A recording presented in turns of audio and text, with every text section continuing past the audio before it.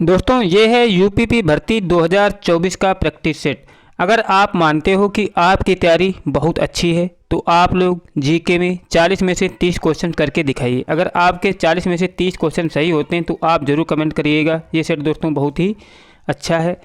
तो देरी ना करते हुए शुरू करते हैं, जिसमें पहला क्वेश्चन दिया हुआ है कि राज्य विधानसभा में धन विधेयक किसकी पूर्व अनुमति से प्रस्तुत किया जाता है। दोस्तों ये किसकी पूर्व अनुमति से प्रस्तुत किया जाता है राज्य विधानसभा में? तो उत्तर है राज्य का राज्यपाल। ऑप्शन नंबर ए राइट हो जाएगा। इसके बाद अगला क्वेश्चन है कि पंडित भीमसेन जोशी के क्रियाकलाप का क्षेत्र क्या रहा है। पंडित भीमसेन जोशी के क्रियाकलाप का क्षेत्र क्या रहा है? तो आप लोग बताइएगा कमेंट करके कौन सा रहा है। ऑप्शन नंबर बी राइट है, शास्त्रीय संगीत या गायन से रहा है पंडित भीमसेन जोशी का क्षेत्र। अगला क्वेश्चन है कि त्रिभाषा सूत्र की सिफारिश किस समिति ने की थी। त्रिभाषा सूत्र की सिफारिश किस समिति ने की थी? ये दोस्तों किसने की थी? ये की थी राजमन्नार समिति ने। ऑप्शन नंबर सी राइट हो जाएगा। अगला क्वेश्चन पूछ रहा है कि भोपाल गैस त्रसादी किस वर्ष घटित हुई थी। भोपाल गैस त्रसादी किस वर्ष घटित हुई थी? ऑप्शन नंबर बी राइट हो जाएगा, 1984 में। आप लोग पूरा वीडियो देखने के बाद में कमेंट जरूर करिएगा। अगर आपके 30 क्वेश्चन सही हो रहे हैं तो आपकी तैयारी बहुत ही अच्छी है। इसके बाद अगला क्वेश्चन पूछा जा रहा है कि अर्थशास्त्र की रचना किसने की थी। अर्थशास्त्र की रचना किसने की थी? तो ऑप्शन नंबर बी राइट हो जाएगा, कौटिल्य ने की थी। इनका दूसरा नाम चाणक्य भी है। अगला क्वेश्चन है कि निम्नलिखित में से किसे time person of the year 2017 चुना गया था। दोस्तों किसे चुना गया था time person of the year 2017? दोस्तों ये पुराने करंट अफेयर का क्वेश्चन है। ये दिया गया था दोस्तों किसको? द साइलेंस ब्रेकर को। इसके बाद अगला क्वेश्चन है कि पुस्तक किस ऑफ लाइफ के लेखक कौन हैं। पुस्तक किस ऑफ लाइफ के लेखक कौन है दोस्तों? इमरान हाशमी है पुस्तक किस ऑफ लाइफ के लेखक। इसके बाद अगला क्वेश्चन है कि विश्व जल दिवस किस तिथि को मनाया जाता है। विश्व जल दिवस किस तारीख को मनाया जाता है? उत्तर है 22 मार्च को मनाया जाता है विश्व जल दिवस। इसके बाद अगला क्वेश्चन पूछ रहा है कि निम्नलिखित व्यक्तियों और उनकी विधा में कौन सही सुमेलित है। निम्नलिखित व्यक्तियों और उनकी विधा में कौन सही सुमेलित है? तो याद रखिएगा ऑप्शन नंबर डी राइट है, राजन साजन मिश्र किससे? रंगमंच के रचनाकार हैं। इसके बाद अगला क्वेश्चन पूछ रहा है कि भारतीय संविधान में किसकी सिफारिशों पर मूल कर्तव्यों को सम्मिलित किया गया था।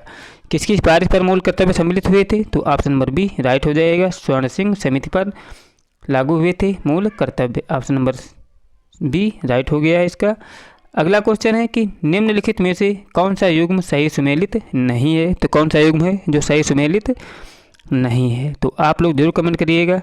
झीलों की भूमि तो फिनलैंड है, सफ़ेद हाथियों की भूमि दोस्तों अर्जेंटीना नहीं है। इसका मतलब ऑप्शन नंबर बी राइट हो जाएगा। गोल्डन पैगोडा का भूमि म्यांमार है, उगते हुए सूर्य का देश जापान।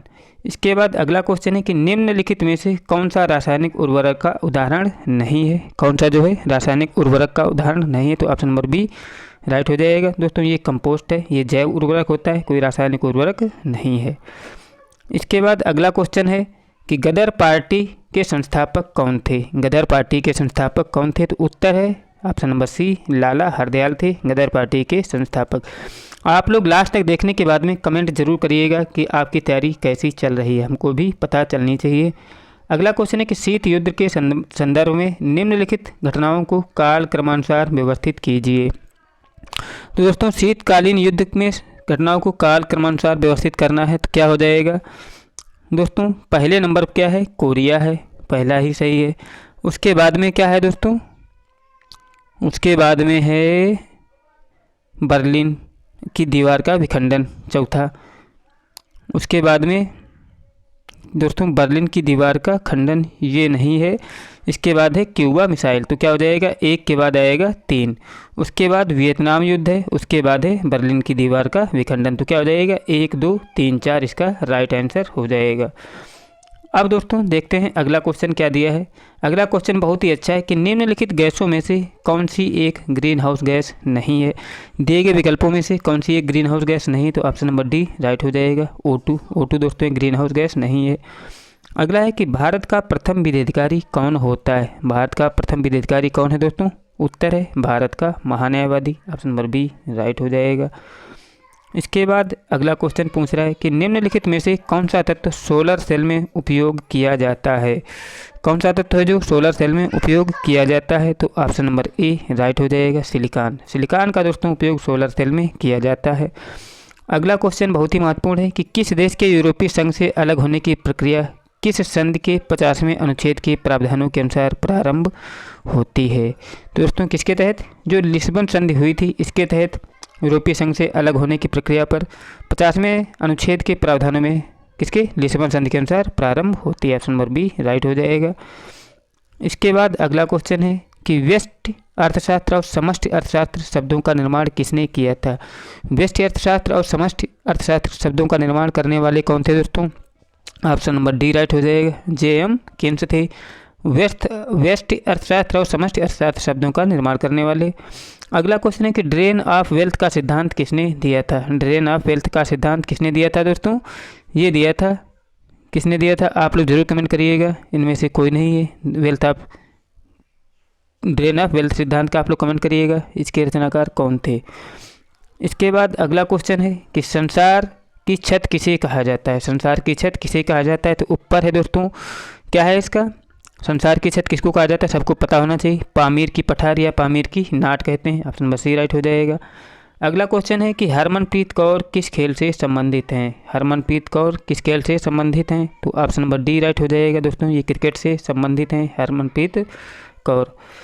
इसके बाद अगला क्वेश्चन है कि निम्नलिखित कथनों पर विचार कीजिए। निम्नलिखित कथनों पर क्या करना है, विचार करना है कि अंतर्राष्ट्रीय मानवाधिकार संघ का मुख्यालय रोम में है, गलत है। ISO 9000 गुणवत्ता प्रबंधन तंत्र और मानकों से संबंध है, ये भी सही नहीं है। ISO 14000 पर्यावरण प्रबंधन तंत्रों से संबंध है, तो ऑप्शन नंबर सी इसका राइट हो जाएगा। अब देखते हैं दोस्तों अगले क्वेश्चन क्या दिए हुए हैं, इनको भी देख लेते हैं। आप लोग लास्ट तक जरूर देखिएगा और कमेंट जरूर करिएगा। अगला क्वेश्चन है कि भारत में पर्यावरण निशान का, दोस्तों ऊपर वाला कुछ मैंने क्या करवाया है आप देख लेते हैं। ऑप्शन नंबर सी, मतलब जो 1 और 2 सही थे दोस्तों, याद रखिएगा कि क्या था इसमें सही, 2 और 3, मतलब दूसरा और तीसरा विकल्प सही था। आप लोग वीडियो पीछे करके देख सकते हो कि 2 और 3 पर क्या विकल्प दिए थे। अगला कि भारत में पर्यावरण निशान का चिन्ह क्या है। भारत में पर्यावरण निशान का चिन्ह क्या है, आप लोग कमेंट करके बताइए। क्या होता है दोस्तों, मिट्टी का बर्तन होता है पर्यावरण का चिन्ह। अगला क्वेश्चन है कि राज्य मानवाधिकार आयोग के अध्यक्ष की नियुक्ति कौन करता है। राज्य मानवाधिकार आयोग के अध्यक्ष की नियुक्ति कौन करता है, ऑप्शन नंबर सी राइट हो जाएगा, राज्यपाल करता है राज्य मानवाधिकार आयोग के अध्यक्ष की नियुक्ति। इसके बाद अगला क्वेश्चन है कि प्रथम पंचवर्षीय योजना में सर्वोच्च प्राथमिकता किसे दी गई थी। सर्वोच्च प्राथमिकता किसे थी प्रथम पंचवर्षीय में, तो ऑप्शन नंबर ए राइट है, कृषि को दी गई थी। अगला क्वेश्चन है कि किस देश के साथ भारत ने 20 जनवरी 2017 को नई दिल्ली में प्रथम द्विपक्षीय सामरिक वार्ता में भाग लिया था। किसके साथ भाग लिया था, ये ऑप्शन नंबर बी राइट हो जाएगा, संयुक्त अरब अमीरात के साथ द्विपक्षीय वार्ता में भाग लिया था किसने, भारत ने। दोस्तों ये 2017 का क्वेश्चन है, ये पूछा नहीं जाएगा और ये आप काउंट ना कीजिएगा। अगला क्वेश्चन है कि निम्नलिखित में से कौन सा एक भारत का राष्ट्रीय जलीय प्राणी है। तो भारत का राष्ट्रीय जलीय प्राणी कौन सा है, ऑप्शन नंबर सी राइट हो जाएगा, गंगा की डॉल्फिन भारत का राष्ट्रीय जलीय प्राणी है। इसके बाद अगला क्वेश्चन है कि 7वें वेतन आयोग की सिफारिशें किस तिथि से लागू हैं। 7वें वेतन आयोग की सिफारिशें दोस्तों किस तारीख से लागू हैं, ये लागू हैं 1 जनवरी 2016 से, ऑप्शन नंबर बी राइट हो जाएगा। अगला क्वेश्चन है कि पेलिकन बोर्ड फेस्टिवल 2018 का आयोजन किस राज्य में हुआ। पेलिकन बोर्ड फेस्टिवल 2018 का आयोजन किस राज्य में हुआ था, तो ये हुआ था दोस्तों आंध्र प्रदेश में, ऑप्शन नंबर बी राइट हो जाएगा। आप लोग 2022-23 की करंट अफेयर पे फोकस कीजिए, ये तो पुरानी करंट अफेयर यहाँ पर दी हुई है। अगला है कि अफ्रीकी विकास बैंक की 52वीं वार्षिक बैठक का आयोजन किस स्थान पर किया गया है। दोस्तों किस स्थान पर ये किया गया है, तो ऑप्शन नंबर बी राइट हो गया है, इसका गांधीनगर में हुई थी 52वीं वार्षिक बैठक किसकी, अफ्रीकी विकास संघ की। इसके बाद अगला क्वेश्चन पूछ रहा है कि निम्नलिखित साहित्यकार और उनकी रचनाओं में से कौन सुमेलित नहीं है। तो कौन सुमेलित नहीं है, तो याद रखिएगा केशवदास रसिकप्रिय, प्रेमचंद करमभूमि और महादेव वर्मा यामा, लेकिन जयशंकर प्रसाद यशोधरा ये इनकी कृति नहीं है, इसलिए ऑप्शन नंबर डी राइट हो जाएगा। इसके बाद अगला क्वेश्चन पूछ रहा है कि पश्चिम में कौन सी नदी काफ़ी हद तक उत्तर प्रदेश की सीमा निर्धारित करती है। कौन सी नदी है जो उत्तर प्रदेश की सीमा निर्धारित करती है? वो दोस्तों यमुना नदी जो उत्तर प्रदेश की सीमा को निर्धारित करती है।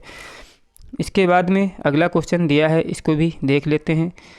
दिया है कि प्रदेश में सर्वप्रथम किस पक्षी विहार की स्थापना हुई थी? प्रदेश में किस पक्षी विहार की स्थापना सबसे पहले हुई थी? तो ऑप्शन नंबर बी राइट है, नवाबगंज पक्षी विहार की स्थापना सबसे पहले हुई थी। अगला है कि पूर्व पश्चिम और उत्तर दक्षिण कॉरिडोर को एक दूसरे से मिलने का स्थान क्या है? पूर्व पश्चिम और उत्तर दक्षिण कॉरिडोर को एक दूसरे से मिलने का स्थान क्या है? तो ऑप्शन नंबर क्या हो जाएगा? सी राइट हो जाएगा। यहाँ झांसी में इनका मिलने का स्थान है, पूर्व पश्चिम और उत्तर दक्षिण कॉरिडोर के मिलने का स्थान। अगला क्वेश्चन है कि दिल्ली का नया राज्यपाल किसे नियुक्त किया गया था? किसे नियुक्त किया गया था दोस्तों? ये नियुक्त किया गया था अनिल बैजल को। वर्तमान में बदल चुके हैं दोस्तों, ये उस समय की करंट अफेयर है, पुराना थोड़ा है ये प्रैक्टिस सेट। करंट अफेयर पर इसकी फोकस ना कीजिएगा। अगला क्वेश्चन है कि फरवरी 2018 को इंटीग्रेटेड टेस्ट रेंज चांदीपुर से पृथ्वी 2 मिसाइल का सफल परीक्षण किया गया। इसकी मारक क्षमता कितनी है? तो इसकी मारक क्षमता दोस्तों कितनी थी? 450 किलोमीटर थी पृथ्वी 2 की मारक क्षमता। अगला है कि हाल ही में किसे राष्ट्रीय कैडेट कोर का महानिदेशक नियुक्त किया गया था? उस समय किसको नियुक्त किया गया था? याद रखिएगा, विनोद विशिष्ट को नियुक्त किया गया था एनसीसी का महानिदेशक। अब दोस्तों अगला क्वेश्चन दिया है कि हर्षचरित निम्नलिखित में से किसके द्वारा लिखी गई थी? तो याद रखिएगा, हर्षचरित की रचना दोस्तों ऑप्शन नंबर बी राइट हो जाएगा, ये बाणभट्ट की रचना है। अगला क्वेश्चन है कि शून्य के सिद्धांत का प्रतिपादन किसने किया था? शून्य के सिद्धांत का प्रतिपादन करने वाले कौन थे दोस्तों? आर्यभट्ट थे। दोस्तों मेरे द्वारा कराए गए क्वेश्चन यदि आपको अच्छे लगे हों और आपने अभी तक मेरा चैनल सब्सक्राइब नहीं किया तो ज़रूर सब्सक्राइब कर लें। वीडियो अच्छा लगा तो लाइक भी करें और अपने दोस्तों के पास शेयर करें। मिलते हैं नेक्स्ट वीडियो के साथ, तब तक के लिए जय हिंद, जय भारत।